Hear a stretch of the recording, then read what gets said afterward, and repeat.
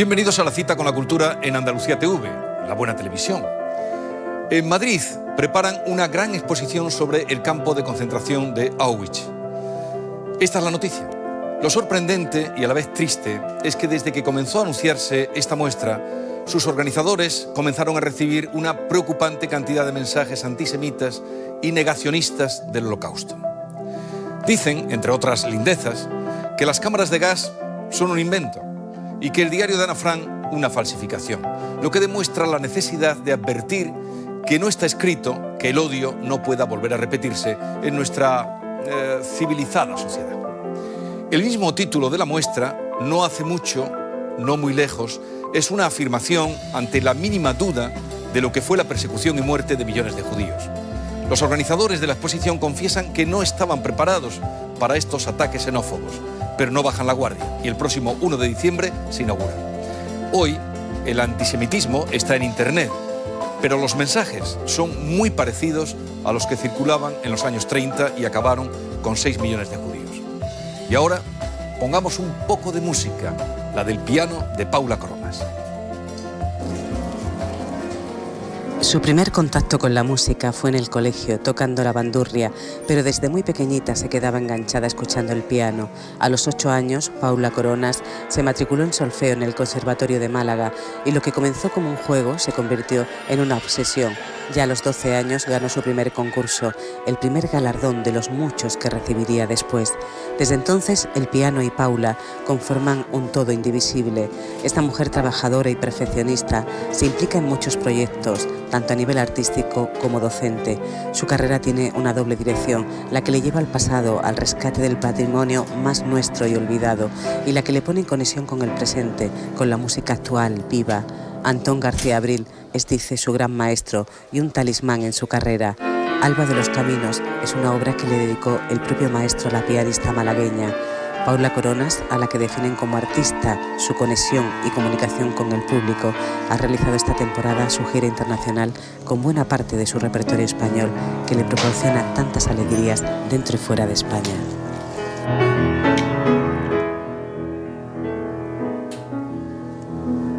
Paula Coronas, bienvenida. Muchas gracias, encantada.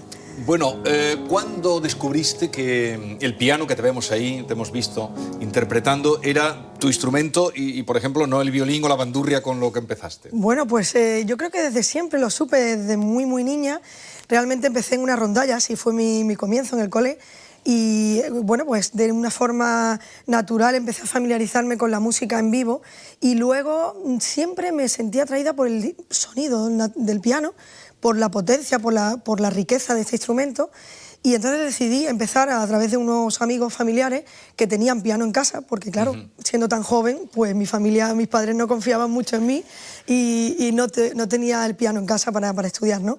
Y de esa manera empecé poco a poco a introducirme en la música hasta que, bueno, ya vino un primer premio, un primer concurso nacional, que fue el Marisa Montiel de Linares, que hoy sí, es un premio muy reconocido. Y bueno, pues yo con 11 años pues gané ahí uno de mis primeros premios, ¿no? Entonces fue una sorpresa para todos, incluido para mí, porque empecé a tomar conciencia de que la música podría ser algo importante en mi vida, ¿no? Así que descubrí casi la niñez y la juventud al hilo de mi formación como O sea, con 11 años ganas el premio Marisa Montiel de Linares. De Linares. ¿Y ya tenías piano en casa o todavía no? Ahí ya sí, ya ahí empecé, ya ahí me compraron el piano. Ahí, pero fue después de ganar el concurso. Claro, a partir de ahí. Luego, antes había ido a casa de estos amigos a trabajar y a estudiar y a practicar, porque el piano lo que necesita, desde luego, es muchísimas horas y muchísima práctica y mucho trabajo, en definitiva. ¿De media cuántas horas le dedicas al piano? Bueno, actualmente, claro, ya cuando tienes una formación, una técnica ya más sólida, pues quizás con 4 o 5 horas bien para tocar, sobre todo cuando estás en D2 y para hacer programas en conciertos y eso te exige bastante, pero bueno, siempre todo lo que puedes. La verdad es que no hay un límite, ¿no? Las imágenes que han salido tocando en conciertos, nunca tienes partitura delante, no tocas con partitura. Así es, los pianistas solistas cuando actuamos en recital, a piano solo o lo hacemos con orquesta también como pianista solista dentro de esa orquesta. Normal, por la tradición, se hace así desde la época de Franz Liszt, de este gran compositor húngaro que revolucionó la técnica del instrumento en el romanticismo y que puso de moda a través de la improvisación, que él era un gran improvisador, puso de moda esa forma de tocar de una manera absolutamente brillante, elocuente, y entonces el pianista como tal, a partir de ahí, queda como una figura desligada del compositor, que también es algo muy importante, que hasta entonces la figura del intérprete y del compositor venían unidas, y de esa manera el pianista pues toca de memoria en un alarde de brillantez. De brillantez. Y así hemos quedado. De memoria. Vamos a escucharte ahí tocando y ahora nos dices dónde es ese concierto. Sí.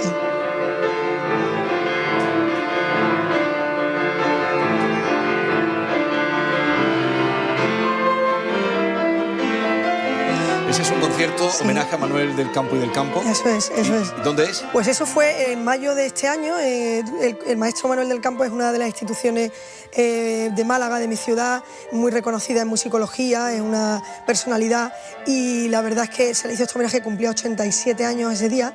Y esto es la Sala María Cristina, Real Sala María Cristina de conciertos, que fue la primera sala que fundó Eduardo Con, uno de los grandes maestros de nuestra ciudad de Málaga y andaluz, y además exportó las raíces de la música andaluza fuera de España, y él fue el fundador de esta escuela y de este primer conservatorio que fue de Málaga. Luego se quedó como sala de conciertos, ¿no? Hoy en día, y está recuperada por Unicaja. Es una sala bellísima, como podéis ver, el artesonado, de una acústica, bueno, dicho por los grandes musicólogos europeos, que bendicen esta sala, que la piropean, porque realmente es una de las joyas que tenemos. Bueno, así la sala María Cristina. María Cristina. Con el cuarteto Maina, que estamos por cierto, vamos a, para quienes quieran conocer a Paula delante del piano, el próximo día 19, o sea, inmediatamente. El domingo ya. El domingo tienes un concierto en Cádiz. En Cádiz hacemos el Festival de Música Española, que es una de las citas ya muy prestigiosas de la música española en este país, que se celebra el 15 edición, la 15 edición de este festival, todo dedicado a música española, con lo importante que es poner en valor nuestros grandes músicos, creadores y también intérpretes, directores. Pues vamos a estar ahí con la Orquesta de Almería. Será a las 8 de la tarde en el Palacio de Congresos, en el auditorio, y nos dirige Michael Thomas, con el que trabajo asiduamente, es un gran director y gran amigo, muy músico, y será un placer, como siempre, interpretar además un concierto que nos hace especialmente ilusión. Es el concierto para piano número 1 fantástico de Albéniz, Isaac Albéniz, que lleva dentro de sí un aroma romántico, absolutamente, muy separado de la línea que conocemos por Albéniz. Este Albéniz pues muy folclorista, muy popular, muy español, muy nacionalista. Por contrario, este concierto fantástico está marcado por una huella de Chopin, de Schumann. Es un concierto muy complejo, muy virtuoso, y es un reto. Tú, Paula, bueno, el concierto el día 19 en Cádiz, no se lo pierdan si tienen ocasión, y en Sevilla te vamos a ver el día 24, en el Ateneo de Sevilla, el 24. En el centro de la ciudad. Ahí estaremos. A las 6:30 voy a dar un recital dentro de un ciclo que se titula Miradas al Sur, que está financiado por Unicaja, Fundación, y que, bueno, pues de alguna manera también hago un repaso a un programa variado. En la primera parte rusos, con Rachmaninoff, con Scriabin, son algunos de los compositores favoritos míos. Sí, pero tú te has destacado, y en tus grabaciones también, por por interpretar la música española. Sí, la música española y además como especialista en la música española. Sí, es uno de mis campos que más trabajo, que más cultivo, que más admiro, que realmente creo que más necesitados están también, porque cuando viajo y compruebo que voy fuera de gira, por ejemplo, hace poco estuve en Budapest o en Italia, la música española se recibe con verdadera devoción. Aquí dentro de España parece que aún nos cuesta reconocer lo que tenemos, los valores que tenemos, y los tenemos. Tenemos a Falla, tenemos a Albéniz, a Granado, a Turina. Esa música, y luego hablando de los clásicos, pero los músicos contemporáneos o menos conocidos también merecen ese trabajo, así que me dedico a ello. Con los músicos españoles hizo aquí también una defensa cuando vino un colega tuyo, un pianista, Perianes, Javier Perianes, muy amigo, Javier que Perianes, va llevando a Falla, admirado pianista, y habla con pasión, ¿no? La verdad es que sí, creo que los intérpretes de hoy tenemos la obligación, creo, casi de poner en pie música de nuestro país y de nuestro entorno, e incluso de nuestra generación, es decir, contemporánea también. Paula, ¿ya eliges tu piano? Claro. Porque eso es un estatus. Estamos en ello.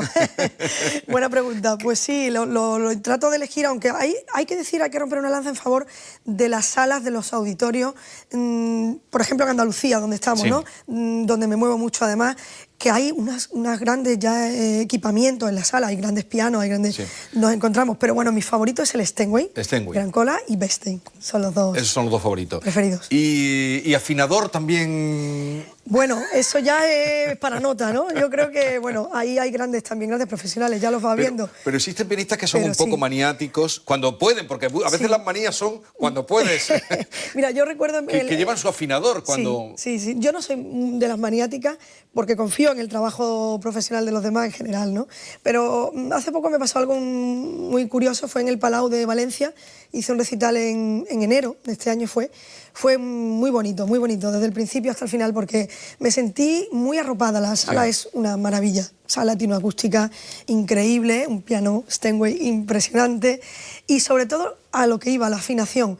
Estaba el técnico conmigo antes, en medio, después, en los ensayos, antes del concierto, en la pausa del concierto, es decir, cuidando hasta el minuto, hasta el momento de cómo, bueno, pues cuando el intérprete toca, hace una simbiosis con el instrumento. Entonces, el instrumento calienta contigo, tú le das al piano, el piano te da a ti.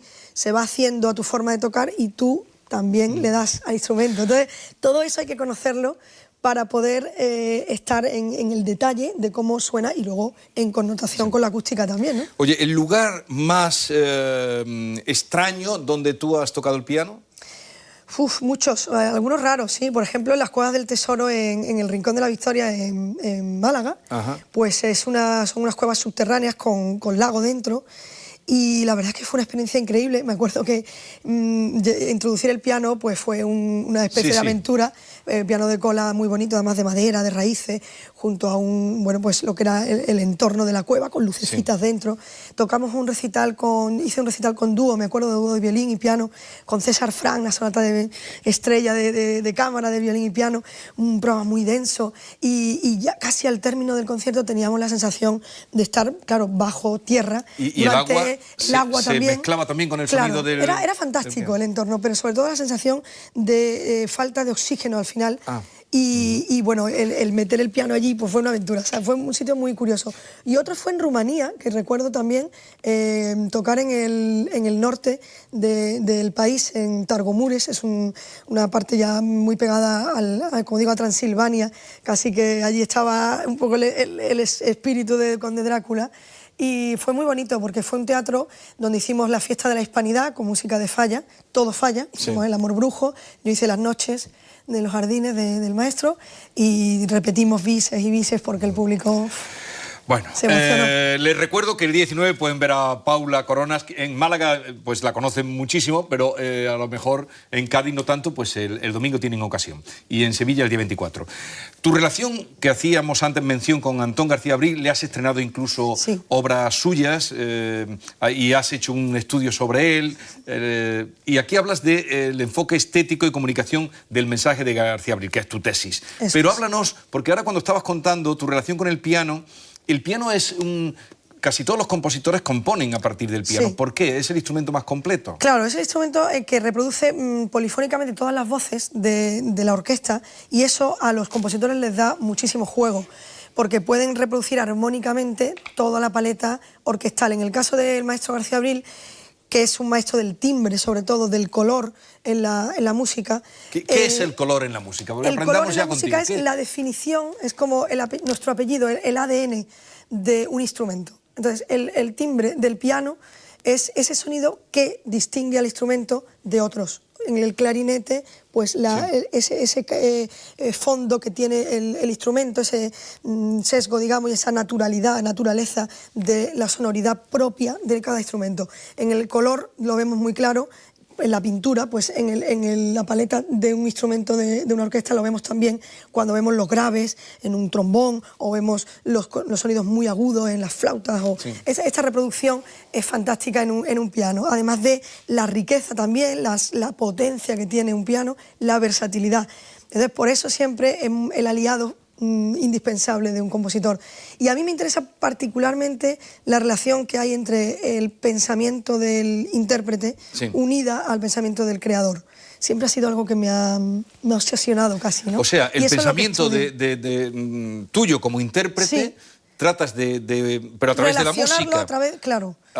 Pero con lo que pensó el compositor cuando escribió. El contexto, cómo lo imaginó, por qué realizó esa composición, en base a qué, en el momento en que la hizo, y luego todo eso llevarlo a la aportación que puede hacer el intérprete. Yo estudio, por ejemplo, en esta tesis doctoral, claro, tengo la suerte de tener al compositor en vida. Y poder preguntarle. Claro, es un privilegio, yo lo considero realmente un privilegio. Poder preguntarle aquí. Claro.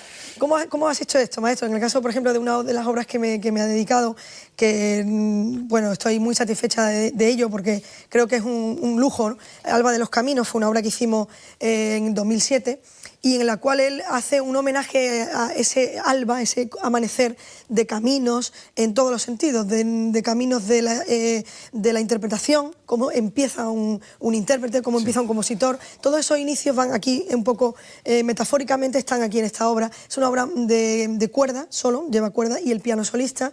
Después se hizo una versión orquesta ya entera, la hicimos por la televisión, para la 2, y él estuvo desde el principio, cómo me entregó esa partitura al principio, en manuscrito, cómo escribe el compositor al principio, cómo la obra va tomando vida. Al principio escribió, bueno, pues una serie de compases, es una obra de larga duración, de 30 minutos, al final me iba diciendo, quita esto funciona, esto no.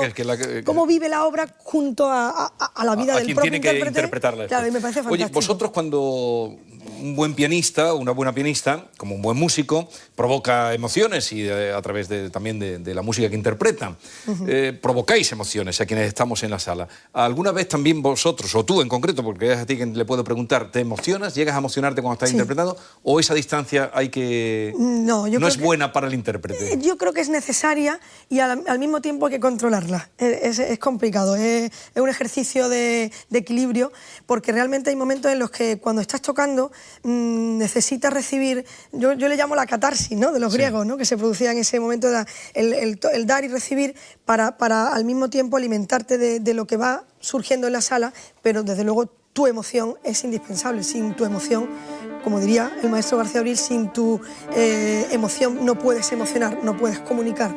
Y eso es lo que interesa. Al fin y al cabo, tocar el piano es comunicar. Vamos a escucharte ahí.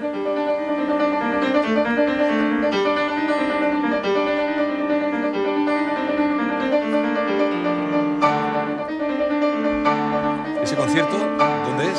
Eso es en Torrequebrada, eso es, si no recuerdo mal, en Morning Musical. Fue una sesión por la mañana para un colegio inglés y fue un recital de música española, Asturias, estaba tocando de Albéniz, una obra preciosa de las del maestro, que siempre acuden a mi repertorio porque es de las que me emociona precisamente. La música siempre tiene que llevar ese alma, ¿no?, ese sello y sobre todo tu interpretación tiene que traslucir la vida que tú pones en ella, sin duda. ¿Escuchamos un poquito más?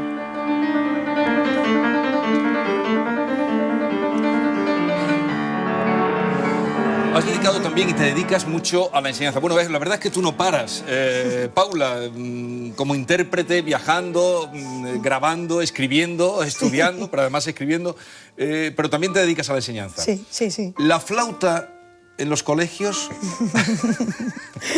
Empieza bien la pregunta, empieza bien. ¿La flauta ha hecho más daño que beneficio en la iniciación musical de los alumnos? No, yo creo que todo contribuye, que duda cabe, a aumentar el nivel de la cultura, de la educación. Yo creo que lo que hace falta es mucho más tiempo para la música, mucha más educación en el aula, tener muchas más cauces para llevar la cultura al escenario del día a día de los jóvenes, porque sin duda, si no se conoce, no se puede amar nada. Y la música es una de las manifestaciones que más requiere esa difusión, esos canales de divulgación.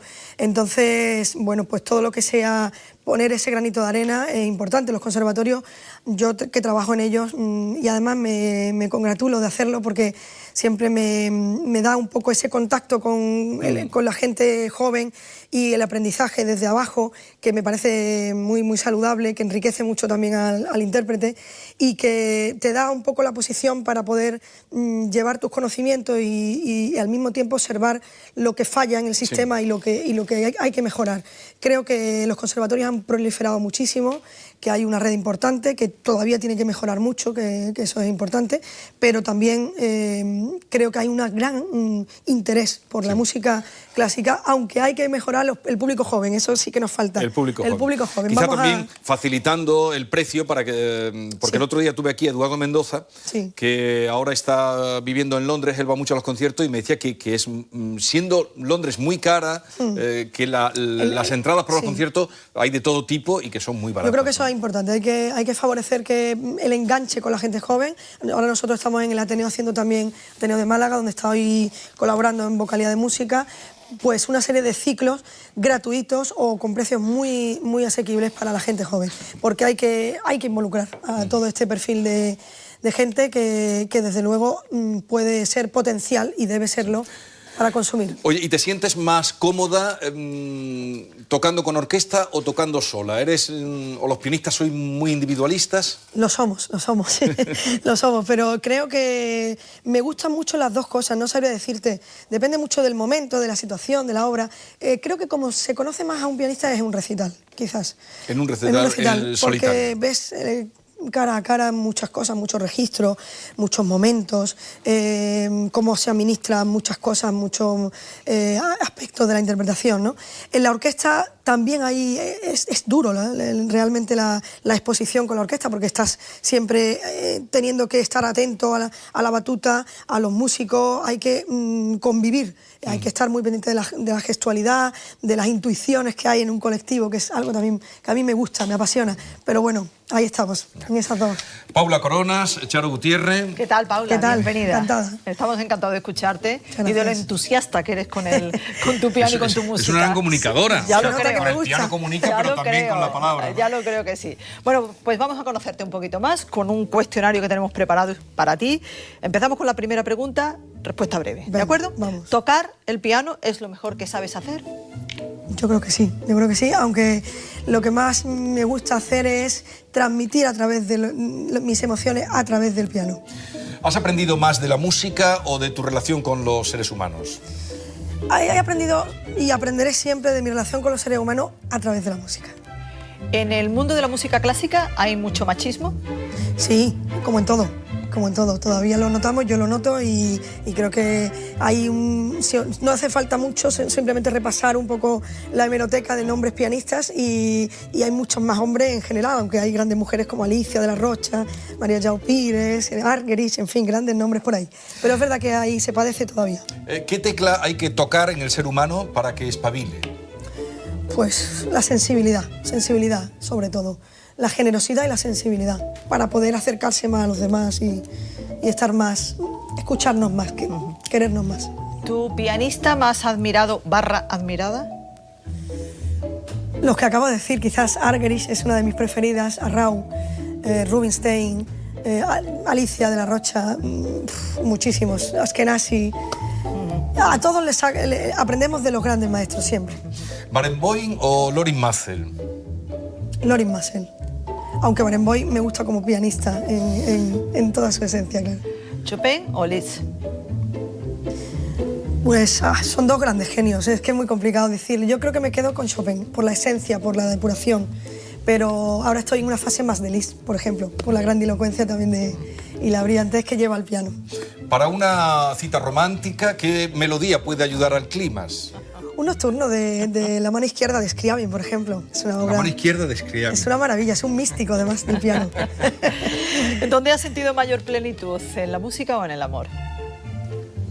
Esto es complicado. Yo creo que en el amor, pero es que la música es uno de los amores de mi vida, o sea que ahí volvemos a entrelazar. No puedo separar casi, si veis, la música de mi vida, es una de mis pasiones. ¿Y qué música le pondrías al momento que vivimos? Pues yo creo que ahí un preludio y fuga de Bach, porque el preludio por la improvisación, vivimos en un momento de rapidez, ¿no? De inmediatez, de todo rápido, venga, y luego tenemos la fuga por la cantidad de voces que tenemos ahora en el país y que creo que hay que saber imitar un poco a Bach, porque Bien Bach fue el traído. maestro que concilió todas esas voces. Vamos a dejarlo ahí. Bien traído, bien Anda que se lo traído. piensa mucho. Preludio, si lo hubiéramos hecho antes, hubiéramos puesto luego un preludio y fuga de Bach. Desde luego, Obra maestra Muy bien, muy de bien. todos Bueno, los tiempos. Paula, en lectura has elegido Isaac Albéniz, Retrato de un romántico, de Walter Clark. ¿Por qué la has elegido? ¿Porque ha influido en tu carrera o porque este libro da a conocer, digamos, unos matices diferentes de lo que normalmente se conoce del es músico? que yo creo que estábamos muy necesitados de una gran biografía como esta, de este gran norteamericano que es además un musicólogo, un guitarrista de flamenco espectacular y que nos ha dado este gran libro por primera vez teniendo el acceso a una biografía real, sin errores, contaminados por el propio Albéniz, que era muy dado a esa fantasía, a esa imaginación. Era un tipo genial, desde luego un talento, pero que retroalimentó esa primera biografía que hubo en su época y que tenía muchísimos errores, como que conoció a Liszt, nada de esto ocurrió, ¿no? Esto se desmiente aquí, esa polémica que siempre ha acompañado un poco a la figura de Albéniz. Yo creo que era necesario sacar un trabajo tan documentado para futuras investigaciones en torno a su obra. Y en película, la que has elegido, no sé si de referencia, siempre la tienes ahí, Los Santos Inocentes, basada en la novela de Delibes. ¿Qué es lo que te impactó de esta película, Paula? Bueno, es que es una obra maestra del cine español, realmente los papeles actorales son brillantes, de Alfredo Landa, de Paco Rabanne, Terele Pave, bueno, no sé qué decir, son auténticas animales escénicos y luego el tratamiento de la novela de Delibes, que es magistral, además Delibes la pudo autorizarla, el guión, Sí. Está dedicada a Félix Rodríguez, Sí. este libro, Sí, precisamente, me llamó la atención. Y creo que además la música de Antón García Abril, Claro. que por eso también Lo la he lleva elegido. todo, lo lleva todo, Porque claro. además él Que tú se has fue. mirado. Sí, porque además él me ha contado muchas cosas sobre las bandas sonoras, pero aquí hay un detalle que, como se transmite ese ambiente tan deprimente, ¿no? de la España Esa esta época, clasista sí. y su desarrollada que se trata aquí con las clases sociales tan marcadas, él siempre ve la imagen antes, aunque tenga que correr luego, ¿no? Me refiero al maestro, y luego hace la película, o sea, la música aplicada realmente. Ajá, la Es muy película. curioso cómo lo hace, un día a ver si viene por aquí. Bueno. Pero ahí quería solo decir que el tratamiento del instrumento que hace es el rabel, un instrumento cántabro, y él se traslada a la montaña, él hace la banda piano y luego este instrumentista, un pastor que no sabe música, la hace de oído, Ah, la fíjate memoriza. qué curioso, Entonces ese tono lánguido y deprimente el que suena. Bueno, y cuéntanos qué te atrae de Mujer con sombrilla en un jardín, de Renoir, este libro que aquí. podemos ver Muy en bonito el cuadro. Museo Cuadro. Thyssen. Bueno, ¿Qué he a mí- dicho? Libro. Oh, perdón. Pero esa, obvio que es un Eso, cuadro. la imagen es preciosa, Preciosa, ya se ve. Pues Sí. me gustan mucho los impresionistas. Yo tengo un abuelo que fue pintor, mi abuelo Paco, que además le gustaba mucho el tema de los paisajes y él admiró mucho. Lo he visto pintar muchas veces a estos grandes como Renoir, Monet y tal. Y bueno, pues me parece ese trazo, cómo insinúa el color y me parece Me increíble. gusta. Muy bonito. Vamos muy rápidos, Paula, porque nos estamos quedando sin tiempo. Sí. Música, nos ha sorprendido que te quedes con Pastora Soler, es una gran intérprete, pero tú siendo intérprete de Sí. música clásica, Quería- la mala costumbre. Me quería salir un poco de mi espacio de confort, ¿no? Bueno, para dar también algo de lo que me gusta en el ámbito privado y me gusta Sí. mucho Pastora, como no. Es una de las grandes voces de este país, por no decir probablemente la mejor voz, la potencia que tiene, los giros, es cómo canta, su personalidad, desde luego. Y esa canción en concreto pues habla de la mala costumbre que tenemos de no decir lo que sentimos por la gente, a veces cotidianamente lo que queremos. sí. A mí me parece interesante ¿Qué canción eso. es? Ese La mensaje. mala costumbre. La mala costumbre. La se mala llama. costumbre. De Pastora Soler. ¿Y Budapest? ¿Por qué te quedas con esa Budapest ciudad? porque es de las últimas ciudades que he estado en gira y he hecho un recital de música española y tuve que salir ahí 4 y 5 veces con un bise y bueno, qué bonito fue, la verdad es que, bueno, aparte de la imagen ahí de siempre de la ciudad, con el Sí, qué buena Parlamento, con maravilla, el, sí, la verdad con es el que- Danubio, el ritmo de la ciudad me impresionó y bueno, todo lo que es la tradición cultural con más de 40 y pico teatros, con las salas de concierto, Hombre, eso es- con la Academia Fran Lis, en fin. luego decimos. La luego tradición, decimos. la tradición. Vale. Vamos a ver cómo has quedado de tu paso por el programa en nuestro fotomatón. Vamos a verlo. Vale.